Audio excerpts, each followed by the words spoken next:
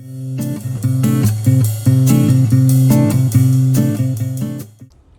welcome to my yard. I'm here today to talk to you about cooling off on a hot summer day, and that's with a fudgesicle. Absolutely. Non-dairy, beautiful, delicious, wonderful, easy to make. Come on along, I'll show you how.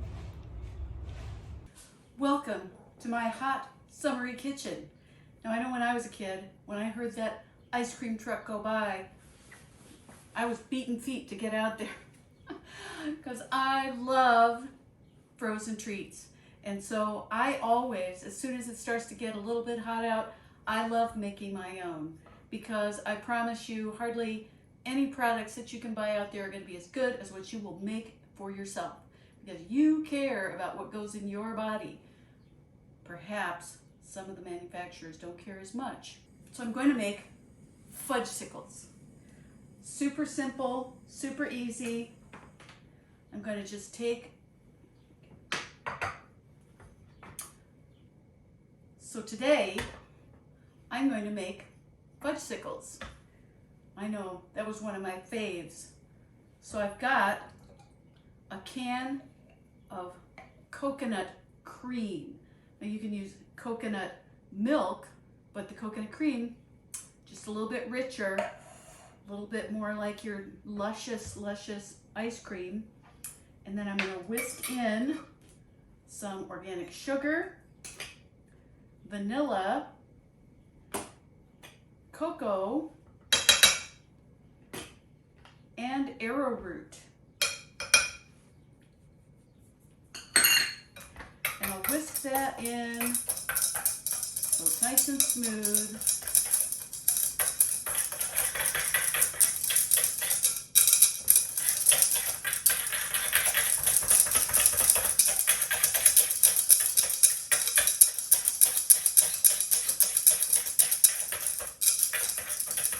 Just do it right in the pot.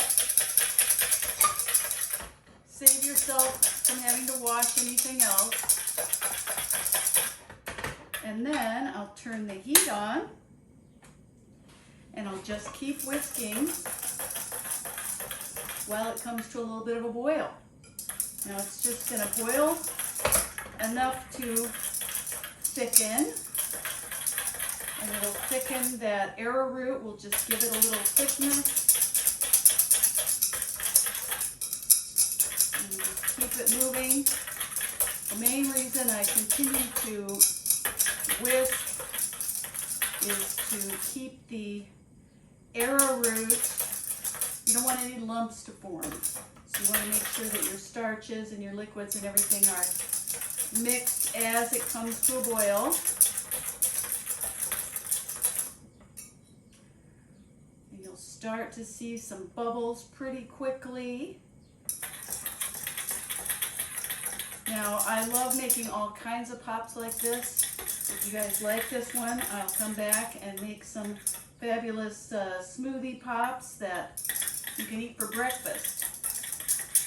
But you can really just put just about anything into your fabulous homemade pops.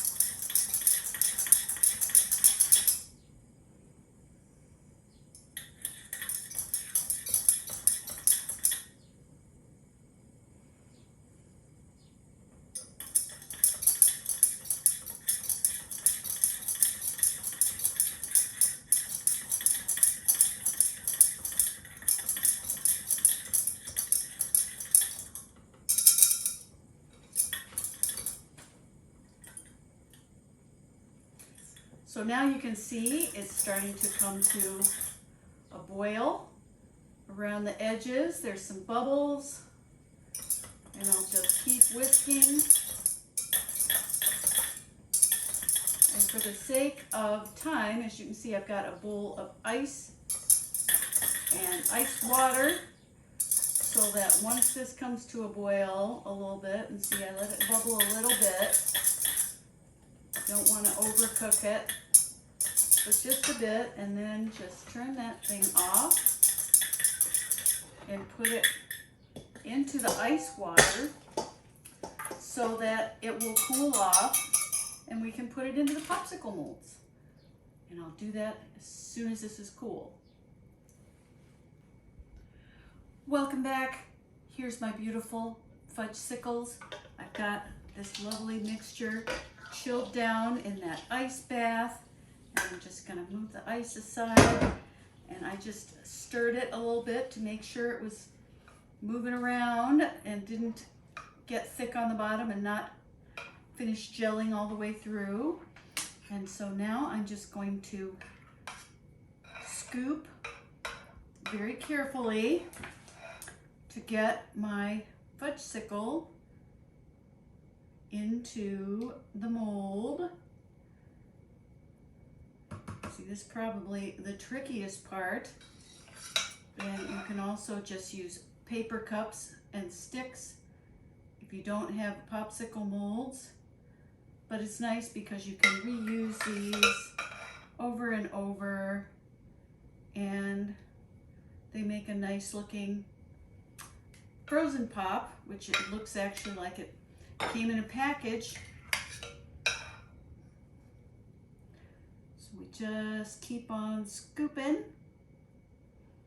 Now I've tried all sorts of different molds. There's silicone, there's stainless steel, there's plastic, and they all are fine. I find the stainless steel is actually kind of a pain to work with, so I have them and don't really use them as much because it's hard to get the filling in, and you're really not supposed to leave them in the freezer too long. But you get whatever popsicle molds you want to have. You've got every imaginable shape out there now. Bomb pops and spheroid pops and square pops, and so I'll just finish filling these pops and then I'll pop them in the freezer and we'll have Fudgesicles.